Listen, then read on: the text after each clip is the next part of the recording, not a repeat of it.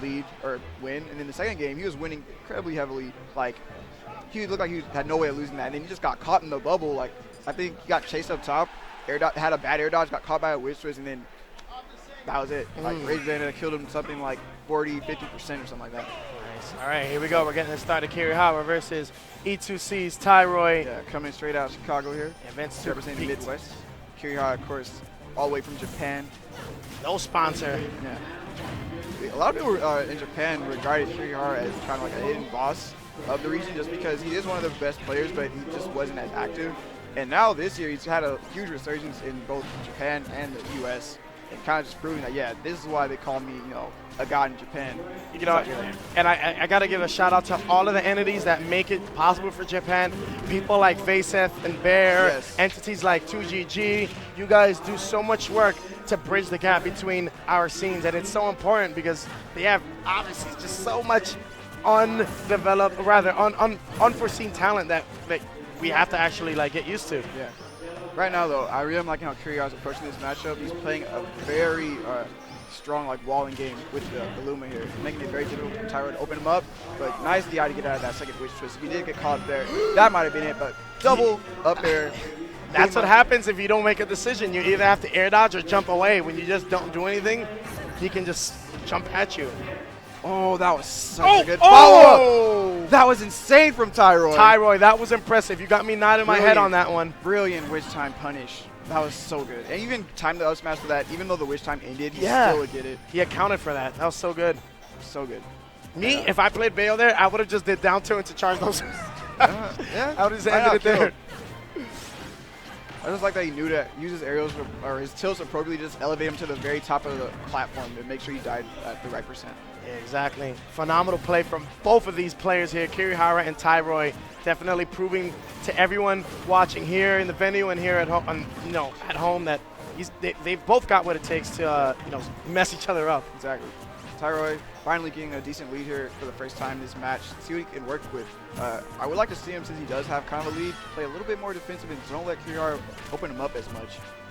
Because Bayonetta is incredibly light as well. I can see him down at the top again to another Luma over there, but nice dash attack, getting Luma out of there. And something you gotta know about Kirihara, even when Luma is not active, this guy gets in your face still.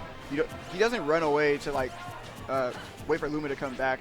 You still got to kind of respect him even when she's not there. That's a good point, Strides. And I do want to add another point onto that in defense of Tyroy. What would help him kind of dilute Kirihara's flow is that because of the fact that you're fighting a character that's so tall, when you're at a mid-range away, you can charge those guns, man. Oh, yeah. Make Kirihara respect that and go, oh yeah, if I'm not careful, if I'm not ready to get out or block it or absorb it, then I can get clipped in the head. But good ledge coverage there from Kirihara. Just facing directly outside the range where you could cover a roll and a neutral grid up there, and possibly even a jump, just timing the force match appropriately.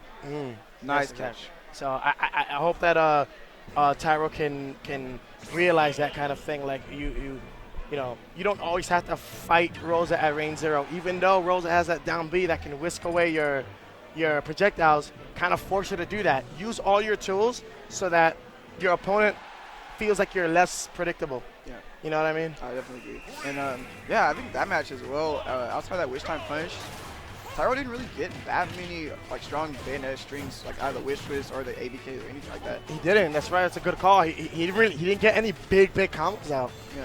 I just kept the game much more even. There we go. You see it. It's coming out. I think Tyroy has me wiretapped, man. I don't know what's going on, but he's on the same page.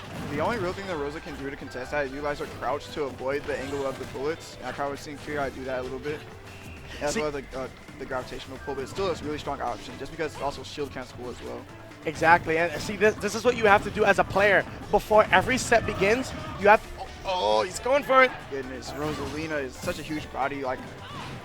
With Mewtwo and Rosalina being floaty and big, it's actually very difficult to escape those type of combos, even with really good SDI. Yeah. So if Tyro does get started on Kirihara, he's going to get huge damage, potentially the stock. I like that single jab into a dash grab. Kirihara is doing some pretty interesting stuff. Leg drop, unsuccessful. All right, again, spacing perfectly to cover the rolls, but got right behind him. Wasn't able to deal with that wake-up witch twist either. Nope. Oh, nice. Sliding away from that. From Tyroy. Oh, just duffed in your chest. Wow. Damn. Just raw. No setup. Just Well, it was kind of a setup, but it was just like, it was still like uncombo. It was not in a combo. It was just raw You kind in of your took a face. gamble is because Yes. you like, If okay, he rolled in on that or yeah, something like that, exactly, it would have been bad news.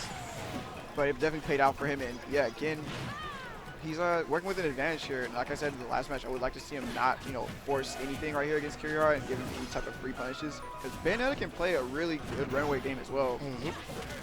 He doesn't have to always get in your face and force the combos. That's exactly right. So it kind of, what you said kind of ties into what I mentioned earlier about being unpredictable. You have to be self-aware and be able to shift between phases. And speaking of which, Kirihara shifts into the next phase, taking that stock, Really making the good game a little bit more even. Really great up smash out of shield there. Oh, see another this one. This guy Oh, is not call there. this boy Luma's the- not here. I'm still going to get all this damage. This boy's a little mermaid right now. You remember when she gets on that rock, she just flips the hair out? So fabulous right now. Kirihara is showing that he is not ready to go out just quite yet. Huge lead for Kirihara right now. And Tyro's really pressured on one side of the stage. I think Kirihara's covering a lot of options just by his positioning, not even really throwing any hitboxes. Wow, did you see that? That forward tilt into, like, it was like jab, forward tilt. No, it was forward air. It was jab, forward tilt into grab. Yeah, That was an interesting series. Bayonetta's forward throw actually does throw Luma off the stage pretty consistently, so that's a really good idea from Tyro to just kind of eliminate Luma and then try to establish some pressure from there, but I still feel like Kirihara's spacing incredibly well. There's a chance for an edge guard. No, he's going to play safe. Oh, almost covered the neutral get up. Just a little bit more well-timed. He could have caught that. Oh, nice. 3-hit series there. Get her off stage. All right, Luma's still active here. Tyro's got to play pretty careful. Oh, Caught him Mermaid jumping, once just again. walked right under him and swung the up smash. This time, Kirihara's going to take it 2-0 against Tyroy. Now, see, Getting his revenge from Wednesday Night Fights. Man, that was a good set. Honestly, I thought that Tyroy demonstrated that he was on that page where he was ready to kind of like play a little bit more defensively. Yeah. He started like that at the beginning of game 2. But then he just kind of like settled into his nature again and just tried to get in there and tear Kirihara up. And Kirihara was not having it.